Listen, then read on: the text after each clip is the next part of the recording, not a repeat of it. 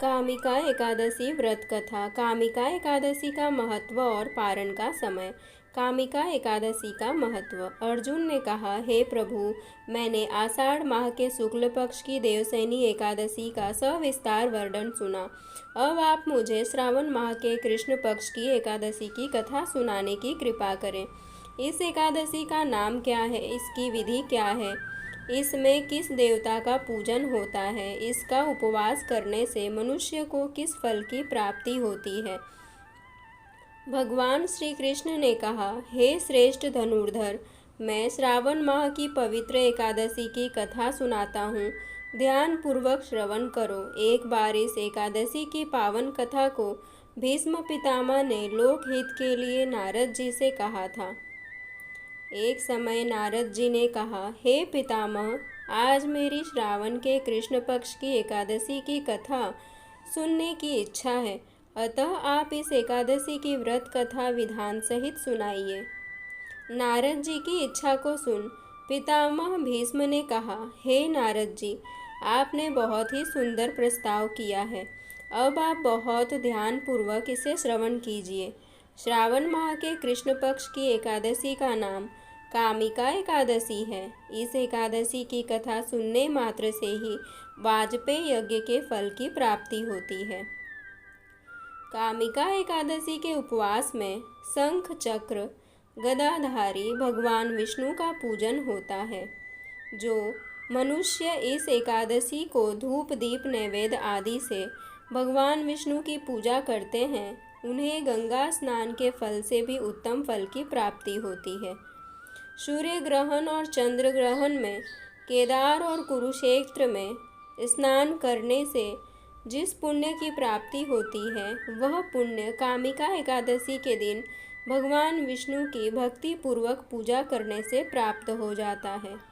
भगवान विष्णु की श्रावण माह में भक्ति पूर्वक पूजा करने का फल समुद्र और वन सहित पृथ्वी दान करने के फल से भी ज़्यादा होता है। गंडकी नदी में स्नान करने से जो फल प्राप्त होता है, वह फल भगवान की पूजा करने से मिल जाता है। संसार में भगवान की पूजा का फल सबसे ज़्यादा है, अतः भक्ति पूर्वक भगवान की पूजा न बन सके तो श्रावण माह के कृष्ण पक्ष की कामिका एकादशी का उपवास करना चाहिए। आभूषणों से युक्त बछड़ा सहित गौदान करने से जो फल प्राप्त होता है, वह फल कामिका एकादशी के उपवास से मिल जाता है।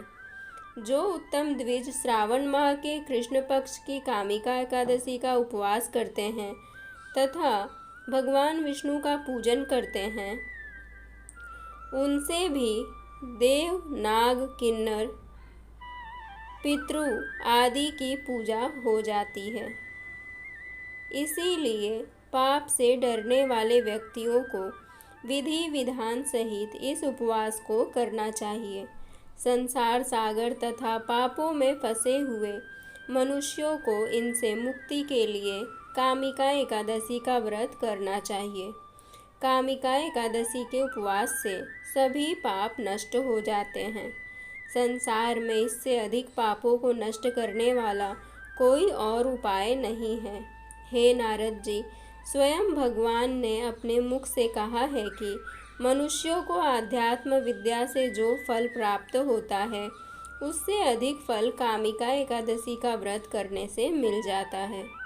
इस उपवास के करने से मनुष्य को न यमराज के दर्शन होते हैं और न ही नरक के कष्ट भोगने पड़ते हैं। वह स्वर्ग का अधिकारी बन जाता है। जो मनुष्य इस दिन तुलसी दल से भक्ति पूर्वक भगवान विष्णु का पूजन करते हैं, वे इस संसार सागर में रहते हुए भी इस प्रकार अलग रहते हैं, जिस प्रकार कमल पुष्प जल में रहता हुआ भी जल से अलग रहता है। तुलसी दल से भगवान श्री हरि का पूजन करने का फल 1 बार स्वर्ण और 4 बार चांदी के दान के फल के बराबर है।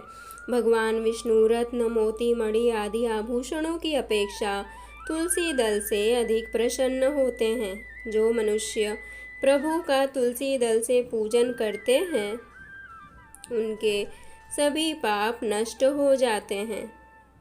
हे नारद जी, मैं भगवान की अति प्रिय श्री तुलसी जी को प्रणाम करता हूँ। तुलसी जी के दर्शन मात्र से मनुष्य के सभी पाप नष्ट हो जाते हैं और शरीर के स्पर्श मात्र से मनुष्य पवित्र हो जाता है। तुलसी जी को जल से स्नान कराने से मनुष्य की सभी यम यातनाएं नष्ट हो जाती हैं। जो मनुष्य तुलसी जी को भक्ति पूर्वक भगवान के श्री चरण कमलों में अर्पित करता है, उसे मुक्ति मिलती है। इस कामिका एकादशी की रात्रि को जो मनुष्य जागरण करते हैं और दीपदान करते हैं, उनके पुण्यों को लिखने में चित्रगुप्त भी असमर्थ हैं। एकादशी के दिन जो मनुष्य भगवान के सामने दीप जलाते हैं, उनके पितर स्वर्ग लोक में अमृत का पान करते हैं।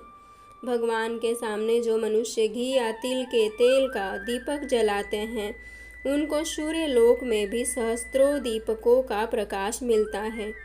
कामिका एकादशी व्रत कथा। एक गांव में एक वीर क्षत्रिय रहता था।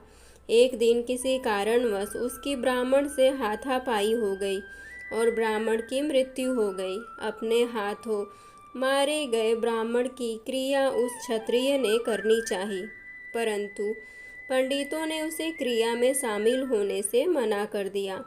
ब्राह्मणों ने बताया कि तुम पर ब्रह्म हत्या का दोष है। पहले प्रायश्चित कर इस पाप से मुक्त हो, तब हम तुम्हारे घर भोजन करेंगे। इस पर क्षत्रिय ने पूछा कि इस पाप से मुक्त होने के क्या उपाय हैं। तब ब्राह्मणों ने बताया कि श्रावण माह के कृष्ण पक्ष की एकादशी को भक्ति भाव से भगवान श्रीधर का व्रत एवं पूजन कर ब्राह्मणों को भोजन करा के सदक्षिणा के साथ आशीर्वाद प्राप्त करने से इस पाप से मुक्ति मिलेगी। पंडितों के बताए हुए तरीके पर व्रत कराने वाली रात में भगवान श्रीधर ने क्षत्रिय को दर्शन देकर कहा कि तुम्हें ब्रह्म हत्या के पाप से मुक्ति मिल गई है। इस व्रत के करने से ब्रह्म हत्या आदि के सभी पाप नष्ट हो जाते हैं और यह लोक में सुख भोगकर प्राणी अंत में विष्णु लोक को जाते हैं। इस कामिका एकादशी के महात्म्य के श्रवण व पठन से मनुष्य स्वर्ग लोक को प्राप्त करते हैं। जय श्री हरि।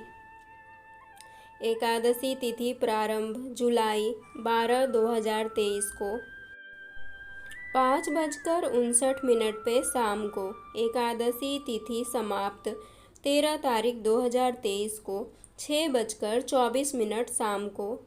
पारण का समय 5:32 सुबह से 8:18 सुबह को। पारणा तिथि के दिन द्वादशी समाप्त होने का समय 7:17 शाम को।